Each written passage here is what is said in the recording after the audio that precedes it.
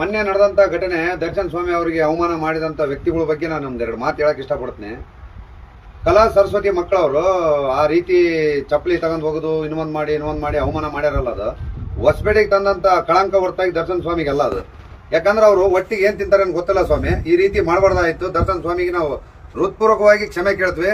ದಯಮಾಡಿ ಕ್ಷಮಿಸ್ಬೇಕು ಸ್ವಾಮಿ. ನಮ್ಮ ಹೊಸಪೇಟೆ ಜನ ಯಾರೋ 20 ಜನ ಮಾಡಿರೋದು ಅದು. ಹೊಸಪೇಟೆ ಜನ ಆ ರೀತಿ ಮನೋಭಾವದವರಲ್ಲ ಸ್ವಾಮಿ. ನಮಸ್ಕಾರ. ನಾವು ಫಸ್ಟ್ ಕ್ಷಮೆ ಕೇಳೋದು ದರ್ಶನ್ ಸಾರಿಗೆ ನಾವು ಕ್ಷಮೆ ಕೇಳ್ತಾ ಇದೀವಿ. ದಯವಿಟ್ಟು ಕ್ಷಮಿಸ್ಬಿಡಿ. ನಮ್ಮ ಹೊಸಪೇಟೆ ಪರವಾಗಿ ನಾವು ಕ್ಷಮೆ ಕೇಳ್ತಾ ಇದೀವಿ.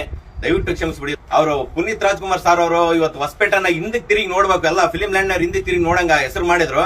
ಇಂತ ಲುಚ್ಚ ವ್ಯವಹಾರ ಮಾಡಿ ನಿಮ್ ಮರ್ಯಾದೆ ತಗದೇನಂತ ಇವ್ರು ಅನ್ಕೊಂತಿರ್ಬೋದು. ಇವತ್ತು ನಿಮ್ಮ ಮರ್ಯಾದೆ ಹೋಗಿಲ್ಲ, ಇವತ್ತು ಹೊಸಪೇಟೆ ಜನರ ಮರ್ಯಾದೆ ಹೋಗೈತಿ. ಇವುದು ಇಂತ ಲೋಫರ್ ವ್ಯವಹಾರ ಮಾಡಿದವರು ಅವ್ರಿಗೆ ಇಲ್ಲಿದಾರೋ ಏನೋ ಗೊತ್ತಿಲ್ಲ, ಅವ್ರಿಗಂತೂ ಶಿಕ್ಷೆ ಆಗ್ಲೇಬೇಕು. ನೀವು ಮಾಡೋ ಮಿಂಡ್ರಿ ಗುಟಿ ಕೆಲ್ಸಕ್ಕ ಪುನೀತ್ ಸರ್ ಅಂತ ಹೆಸರು ಬೇರೆ ಎಲ್ಲಿ ಹೇಳಿಕೆ ತಿರುಗಾಡಬಾರ್ದು. ಯಾಕಂದ್ರ ಅವ್ರಿಗೆ ಕೂಡ ಕಳಂಕ ಆಗ್ತಿತ್ತು. ಎಲ್ರು ನಮ್ದೇನ ತಪ್ಪಾಗಿದ್ರೆ ಕ್ಷಮಿಸ್ಬಿಡ್ರಿ. ಅವರು ದೊಡ್ಡ ಮನೆಯವರಂತಂದು ಇಡೀ ಕರ್ನಾಟಕ ಅಲ್ಲ, ಇಡೀ ನಮ್ಮ ದೇಶ ಭಾರತ ದೇಶ ಕೊಂಡಾಡ್ತೈತೆ. ದೊಡ್ಡ ಗುಣ ಇರೋದಕ್ಕೋಸ್ಕರ ಇಂಥ ಚಿಲ್ಲರ ಅಭಿಮಾನಿಗಳು ಬೇಕಾಗಿಲ್ಲ ಅವರಿಗೆ. ದಯವಿಟ್ಟು ದರ್ಶನ್ ಸರ್ ಅವರು ನಿಜವಾಗ್ಲೂ ಈ ವಿಡಿಯೋ ನೋಡ್ಬೇಕು, ಅವರು ಕ್ಷಮಿಸ್ಬೇಕು, ದೊಡ್ಡ ಮನಸ್ಸು ಮಾಡಿ. ದಯವಿಟ್ಟು ಯಾರೋ ಲುಚ್ಚ ಲೋಫರ್ ಸೂಳೆ ಮಕ್ಕಳು ಮಾಡಿರೋ ಕೆಲಸಕ್ಕೆ ಇಡೀ ಹೊಸಪೇಟೆಗೂ ನೀವು ನೊಂದ್ಕೊಳಕ್ ಹೋಗ್ಬೇಡ್ರಿ. ದಯವಿಟ್ಟು ನೀವು ಇನ್ನೊಂದು ಟೈಮ್ ಬನ್ನಿ, ನಾವೇ ಸ್ವಾಗತ ಮಾಡ್ಕೊಂತೀವಿ ನಿಮ್ಮನ್ನ. ದಯವಿಟ್ಟು ಕ್ಷಮಿಸ್ಬಿಡಿ ಸರ್, ಅಷ್ಟೇ ಸರ್, ಕ್ಷಮಿಸ್ಬಿಡಿ.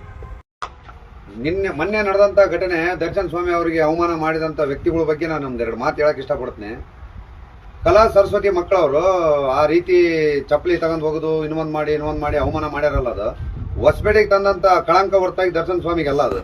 ಯಾಕಂದ್ರೆ ಅವರು ಒಟ್ಟಿಗೆ ಏನ್ ತಿಂತಾರೆ ಅಂತ ಗೊತ್ತಿಲ್ಲ ಸ್ವಾಮಿ. ಈ ರೀತಿ ಮಾಡಬಾರ್ದಾಯ್ತು. ದರ್ಶನ್ ಸ್ವಾಮಿಗೆ ನಾವು ಹೃತ್ಪೂರ್ವಕವಾಗಿ ಕ್ಷಮೆ ಕೇಳ್ತೀವಿ. ದಯಮಾಡಿ ಕ್ಷಮಿಸ್ಬೇಕು ಸ್ವಾಮಿ. ನಮ್ಮ ಹೊಸಪೇಟೆ ಜನ ಯಾರೋ 20 ಜನ ಮಾಡಿರೋದು ಅದು. ಹೊಸಪೇಟೆ ಜನ ಆ ರೀತಿ ಮನೋಭಾವದವರಲ್ಲ ಸ್ವಾಮಿ. ನಮಸ್ಕಾರ.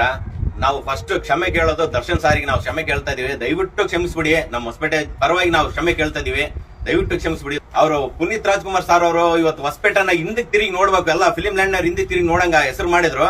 ಇಂತ ಲುಚ್ಚ ವ್ಯವಹಾರ ಮಾಡಿ ನಿಮ್ ಮರ್ಯಾದೆ ತಗದೇನಂತ ಇವ್ರು ಅನ್ಕೊಂತಿರ್ಬೋದು. ಇವತ್ತು ನಿಮ್ಮ ಮರ್ಯಾದೆ ಹೋಗಿಲ್ಲ, ಇವತ್ತು ಹೊಸಪೇಟೆ ಜನರ ಮರ್ಯಾದೆ ಹೋಗೈತಿ. ಇವುದು ಇಂತ ಲೋಫರ್ ವ್ಯವಹಾರ ಮಾಡಿದವರು ಅವ್ರಿಗೆ ಇಲ್ಲಿದಾರೋ ಏನೋ ಗೊತ್ತಿಲ್ಲ, ಅವ್ರಿಗಂತೂ ಶಿಕ್ಷೆ ಆಗ್ಲೇಬೇಕು.